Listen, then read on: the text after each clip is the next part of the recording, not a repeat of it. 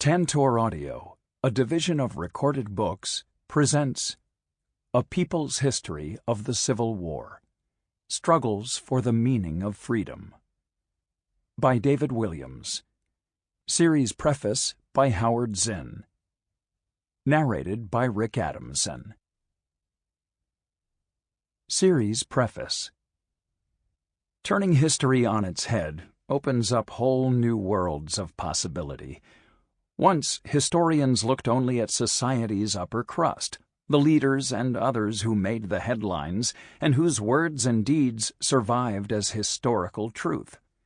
In our lifetimes, this has begun to change. Shifting history's lens from the upper rungs to the lower, we are learning more than ever about the masses of people who did the work that made society tick. Not surprisingly, as the lens shifts, the basic narratives change as well. The history of men and women of all classes, colors, and cultures reveals an astonishing degree of struggle and independent political action. Everyday people played complicated historical roles, and they developed highly sophisticated and often very different political ideas from the people who ruled them. Sometimes their accomplishments left tangible traces, other times the traces are invisible, but no less real. They left their mark on our institutions, our folkways and language, on our political habits and vocabulary. We are only now beginning to excavate this multifaceted history.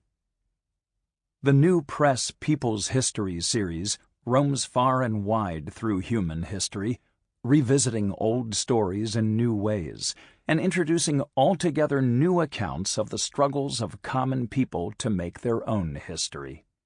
Taking the lives and viewpoints of common people as its point of departure, the series re-examines subjects as different as the American Revolution, the history of sports, the history of American art, the Mexican Revolution, and the rise of the Third World.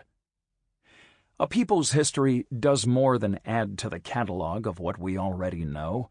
These books will shake up listeners' understanding of the past, just as common people throughout history have shaken up their always changeable worlds.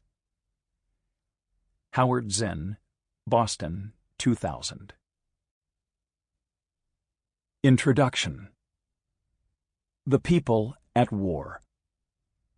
The Civil War years are among the most captivating of American history.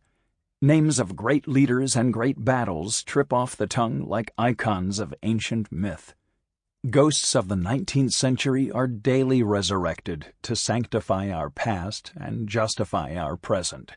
Yet, for all the attention it receives, the Civil War as part of a larger and ongoing social conflict is still not generally acknowledged.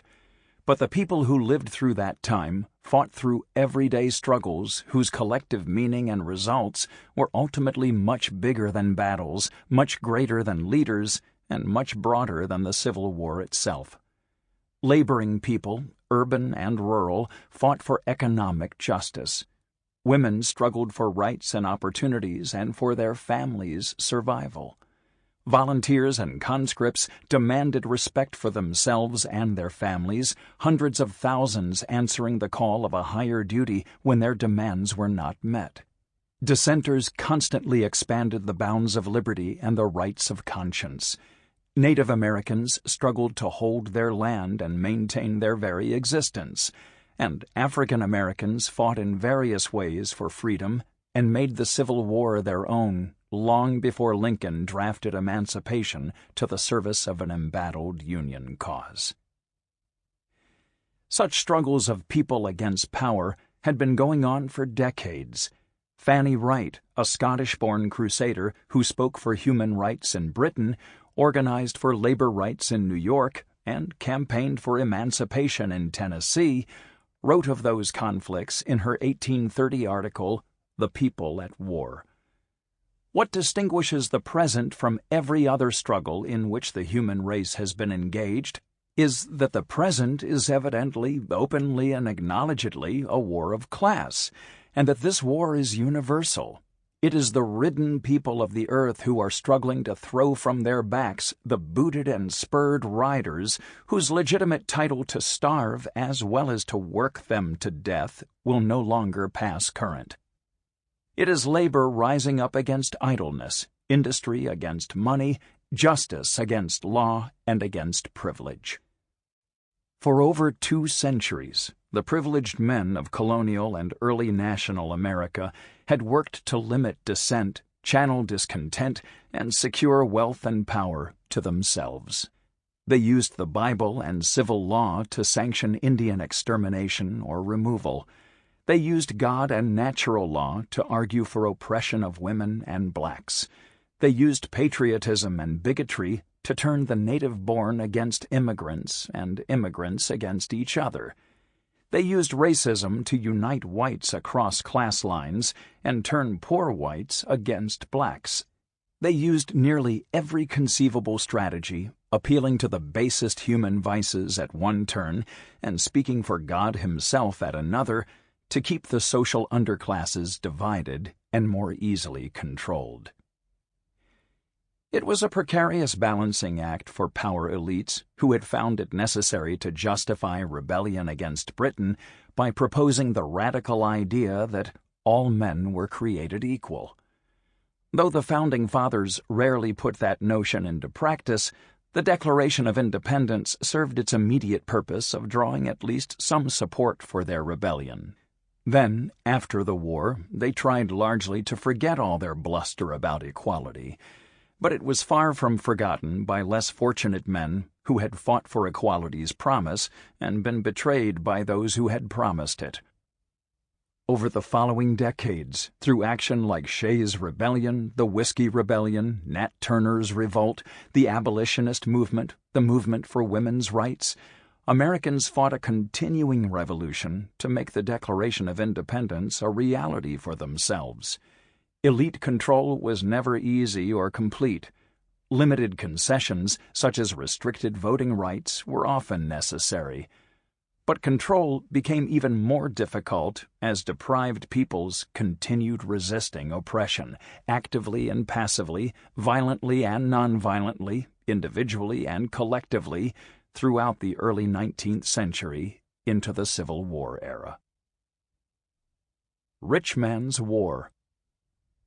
In the South, many common whites like Hinton Rowan Helper began to see themselves as impoverished by the dominant slave system. Slaves themselves, like Frederick Douglass, were becoming increasingly resistant and more difficult to control.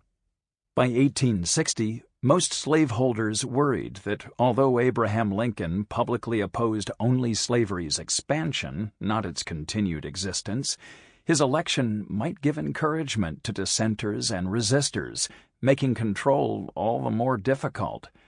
Slaveholders were sure that with Lincoln in the White House, slaves would be even more prone to insubordination, to poisoning, arson, pillage, and murder.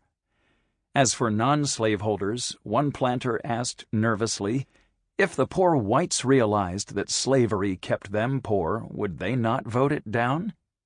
Some feared that there might soon be an abolition party in the South of Southern men. Another frankly admitted, I mistrust our own people more than I fear all the efforts of the abolitionists. Such fears led slaveholders to conclude that slavery's future would be more secure outside the Union than in it. Up north, efforts of elites to channel economic and social discontent into the electoral process were beginning to fail as well. The anti-renter movement, an armed rebellion of tenant farmers in the Hudson River Valley, exemplified rural discontent. In urban areas, strikes by laboring men and women were increasingly common. Organizations like the Working Men's Party in Lynn, Massachusetts, even threatened to wrest political control from the hands of elites. During the early months of the secession crisis, working folk continued to show more interest in struggling against Northern industrialists than against Southern disunionists. In January 1861, as cotton states were seceding one by one, New York's Rochester Union wrote, We hear a great deal of talk among the ardent platform Republicans about coercing the secessionists of the South by means of Northern soldiers, but the indications are that the fighting is to be done mostly with the tongue. Despite reluctance among the common folk, industrialists pressured Lincoln to hold the cotton states in the Union, by compromise if possible, by force if necessary. How else could they be guaranteed ongoing access to Southern markets and cheap cotton? Some, like a writer in the Boston Herald, feared that an independent Confederacy would impose a heavy tax upon the cotton used by Northern manufacturers. In this way, she would seek to cripple the North. Such concerns carried little weight among the mass of working-class Northerners.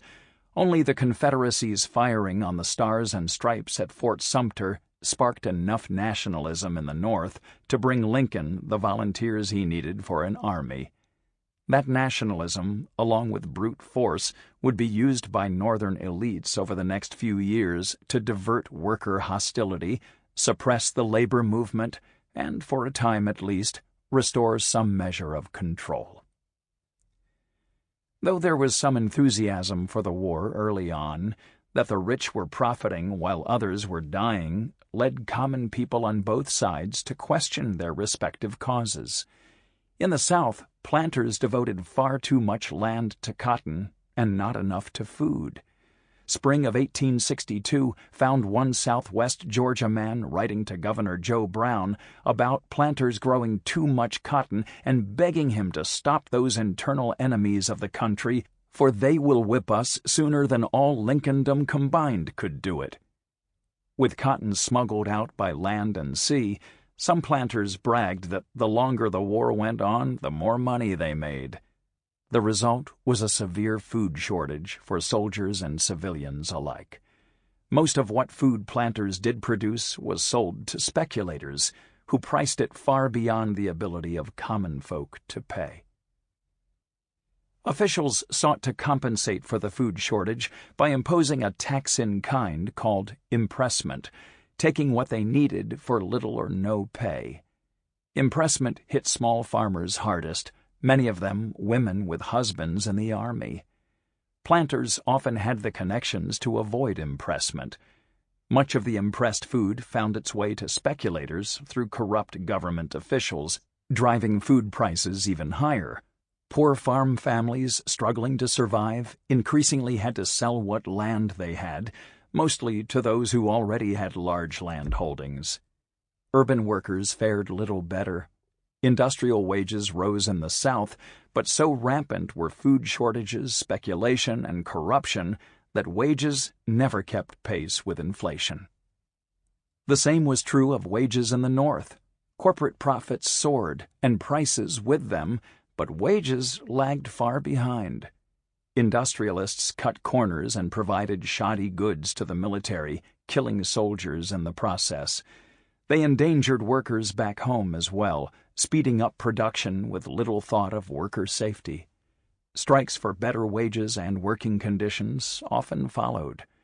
Railroad workers in New York, riggers in Boston, and coal miners in Pennsylvania were among the laboring multitudes who insisted on economic justice and safer working conditions. Capitalists struck back violently, often with the help of state, local, and federal authorities. In the interests of what we would today call national security, ignoring worker security as if the two were separate and distinct, the Army beat down strikers in Rutland, Vermont, St. Louis, Missouri, Cold Springs, New York, and Tioga County, Pennsylvania, among other places. Women were likewise affected by difficulties on the home front, and they took action as well. Many participated in the struggle for economic justice and were beaten down just as their men were. There was additional struggle to be accepted into professions typically occupied by men. In factories, in hospitals, in government offices, women insisted on their right to take on non-traditional roles.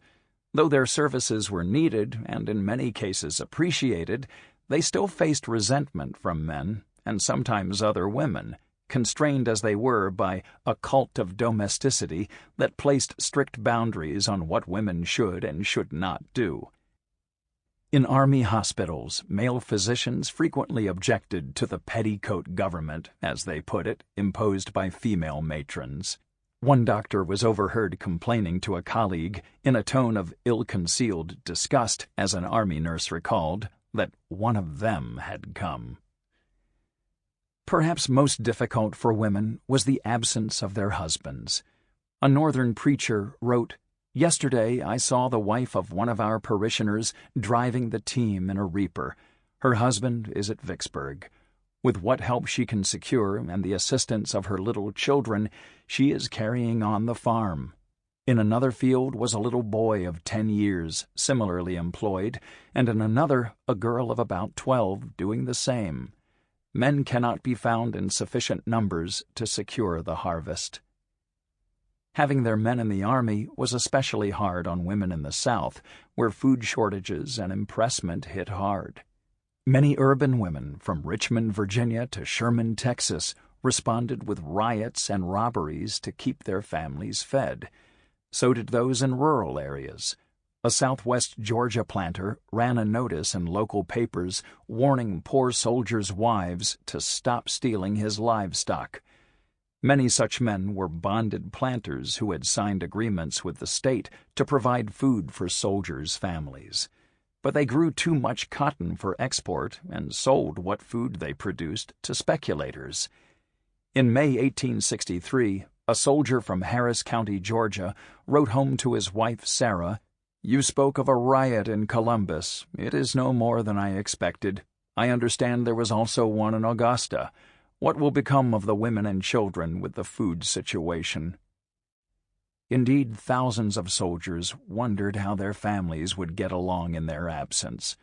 With hunger rampant and the planters unwilling to help, many began to question whether the Confederacy was worth preserving at all, much less fighting for. As the war lumbered on and conditions worsened, more and more soldiers decided it was not. Hardships suffered by men and boys in the Army were as bad as those on the home front, and often worse. More than a fourth of all soldiers lost their lives.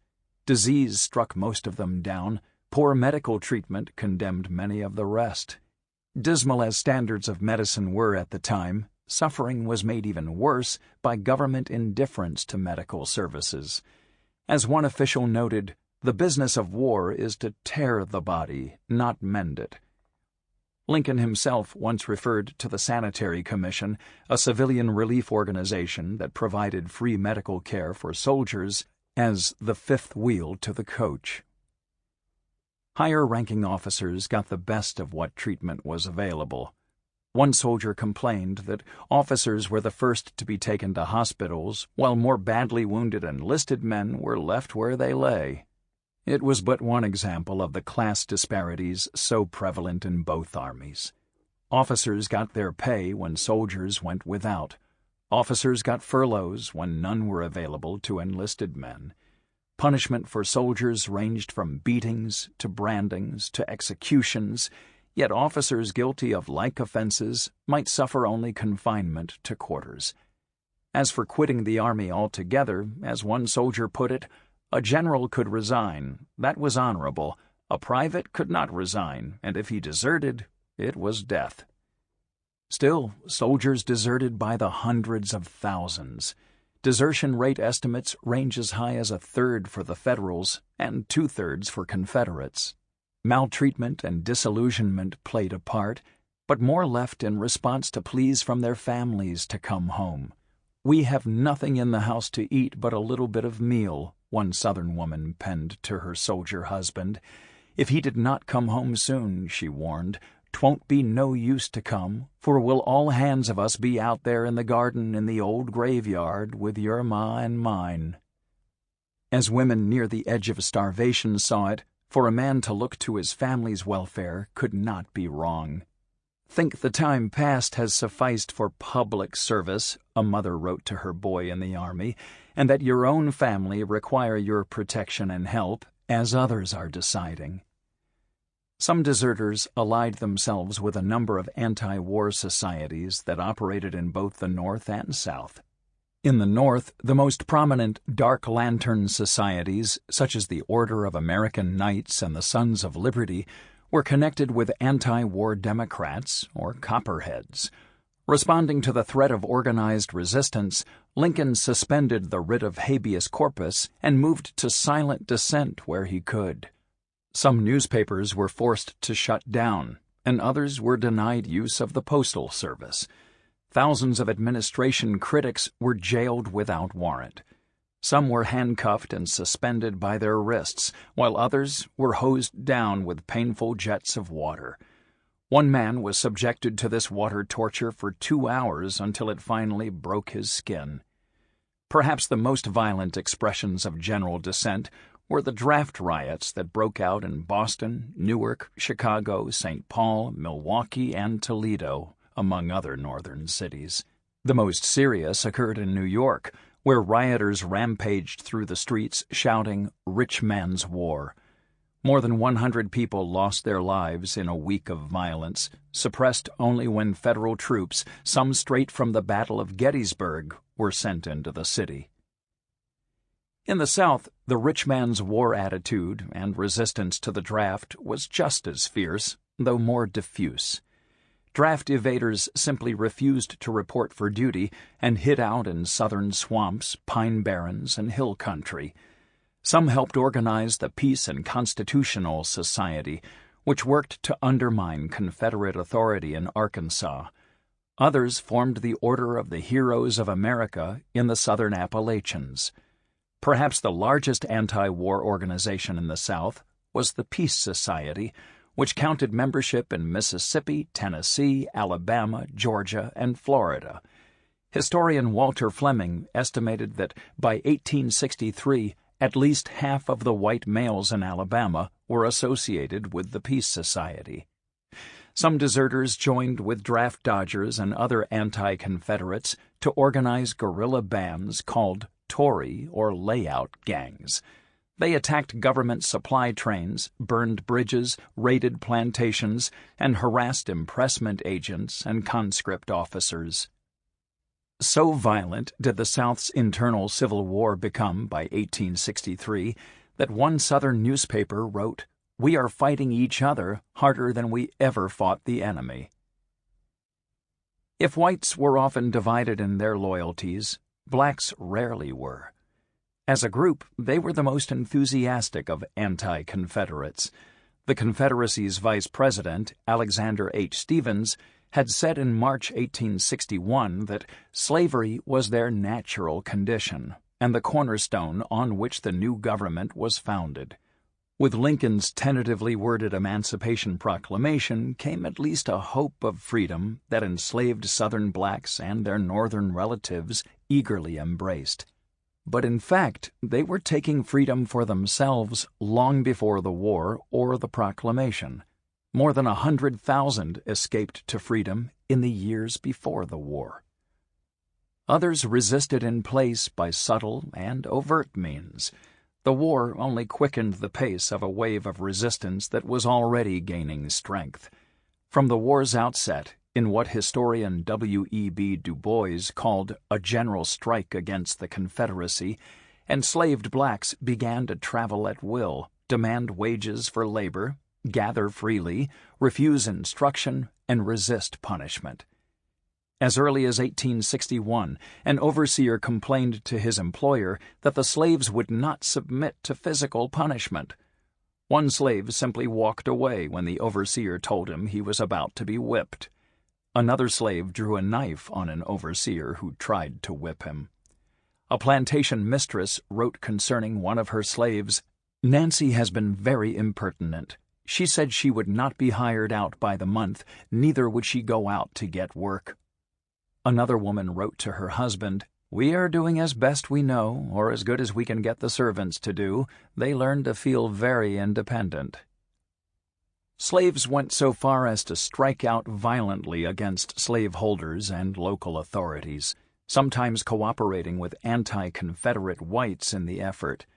2 slaves in Dale County, Alabama, helped John Ward, leader of a local deserter gang, kill their owner in his bed.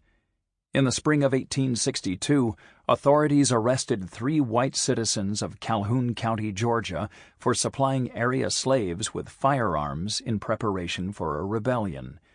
2 years later, slaves in nearby Brooks County conspired with a local white man, John Vickery, to take the county and hold it for the Union. Tens of thousands of slaves freed themselves, fled north, and joined the Union Army. But they were hardly welcomed with open arms. Blacks struggled for the right simply to be treated as soldiers instead of slaves. Most whites, wedded as they were to racist notions of white supremacy, argued that blacks were fit only for menial tasks and used that assumption to justify inadequate training and unequal pay. General William T. Sherman asked, "Can they improvise bridges, sorties, flank movements, etc., like the white man? I say no." Few whites granted that blacks possessed the discipline for soldiering. In June 1863, blacks of the Union's 9th Louisiana proved them wrong at the Battle of Milliken's Bend. So did the 54th Massachusetts a month later at Fort Wagner. Time and time again, black servicemen demonstrated their determination and capabilities much more than whites generally were willing to acknowledge. Far from granting blacks their due, most northern whites remained hostile to blacks generally, and many to the goal of emancipation throughout the war. Still, blacks continued their demand for freedom and pinned their hopes on a Union cause that at least held out the promise of freedom. In Indian Territory, later Oklahoma, and other parts of the West, loyalties were often more difficult to settle upon. Some Native Americans sided with the United States, hoping to garner favor from Lincoln and avoid further land loss. Others allied themselves with the Confederacy, hoping that if the South could secure its independence, perhaps they could as well. The two camps formed secret societies, like the pro-Confederate Knights of the Golden Circle and the pro-Union Kiowas, which sometimes came to blows.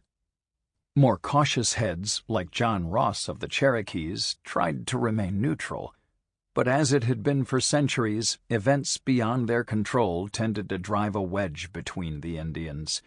For the territory nations, such divisions had deep roots and reflected much the same question that had divided them in the past.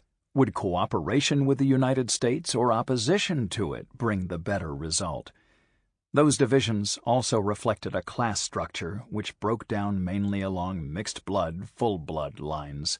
Slaveholding was more common among the dominant and affluent mixed bloods, who tended to side with the Confederacy.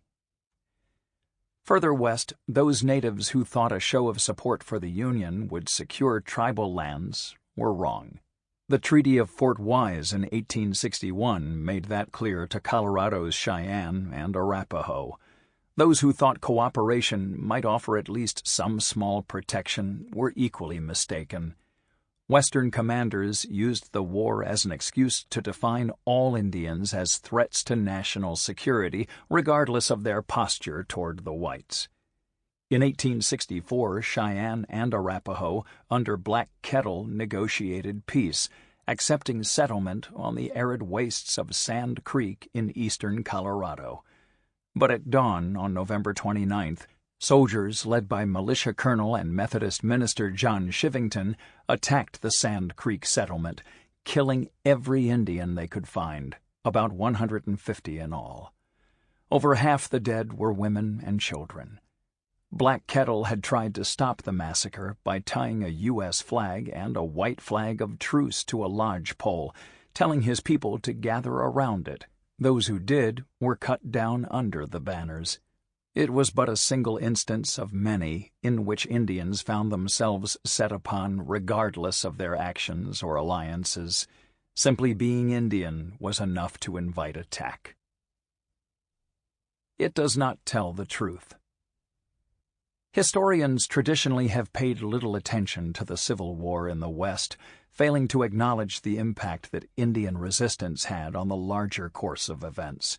That failure reflects a broader cultural and scholarly tendency that, until recently, has ignored, and too often still obscures, the efforts of common people in shaping American history. Fortunately, like the controls against which they have always struggled, the historical tendency to ignore common folk has never been complete. A few conscientious historians of the late 19th and early 20th century. Sample complete. Ready to continue?